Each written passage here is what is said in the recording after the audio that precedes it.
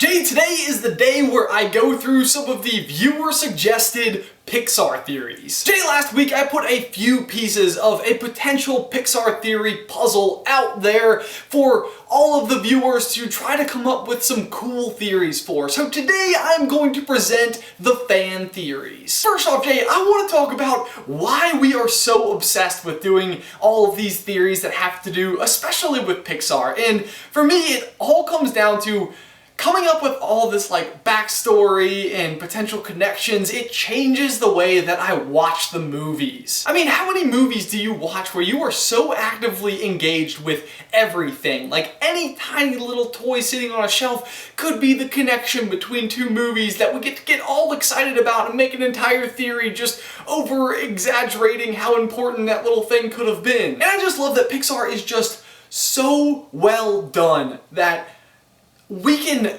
construct these theories and find something fun to tie from point to point. Like right now, we're all trying to figure out who is Emma Jean. Can you imagine all of us going out to see Inside Out for the first time, and that moment, if on screen they say that the mother's name is Emma?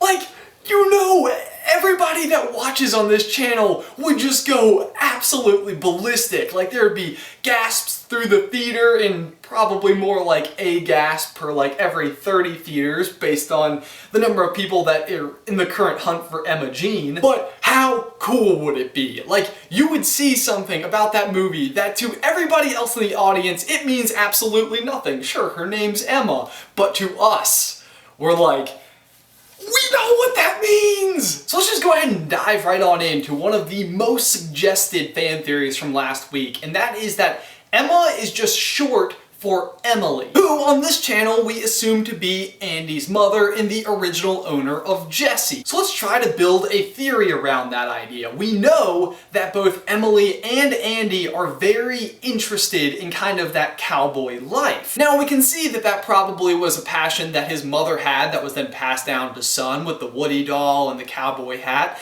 But also if you see as Andy is going through his house in the opening scenes of the very first Toy Story, we also see like desert scenes with cactuses and rocks out in the distance and like potential ranch land or farmland where cattle would be kept. So the postcard from Emma Jean is sent from Yellowstone National Park, Wyoming. And one of the top industries in Wyoming is cattle farming. Like that's where actual cowboys live. It could be the case that Emma is just short for Emily, and on Andy and Emma's trip to Yellowstone National Park while they're taking in all of that cattle country that they enjoy so very, very much, they sent the postcard to Carl and Ellie.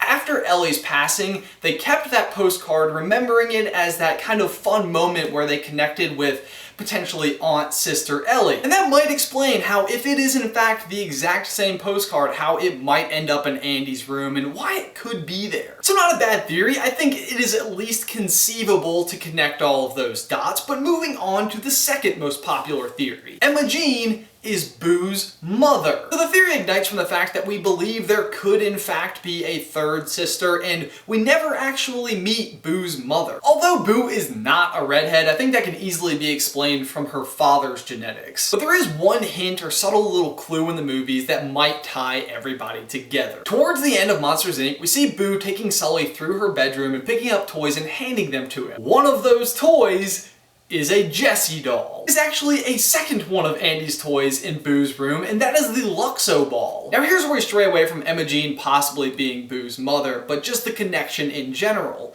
We know that Andy gives his toys to Bonnie at the end of Toy Story 3. There are some theories that suggest that we actually see Boo herself in the daycare in Toy Story 3, but it's very difficult to say that that is definitively Boo. Now what we can say is that Boo does look a lot like Bonnie. So it could be that Bonnie is the mother of Boo, and those toys that Andy passed down to her were then passed down to Boo. Meaning that Jessie was actually owned by Andy's mother, Emily, Andy himself, Bonnie, and then Bonnie's daughter, Boo. Now the next fan theory is not so much a theory, but it is more than likely true. Many people suggested that the upcoming Pixar movie, Inside Out, will hold more answers. And good news! I think that has to be true, unless Pixar completely changes the way that they make their movies. The same director that made Toy Story and Up is in fact directing Inside Out. For my question of the day today, do you think that any of these fan theories stand up? For those of you that submitted ideas, was it harder than you thought to connect certain dots?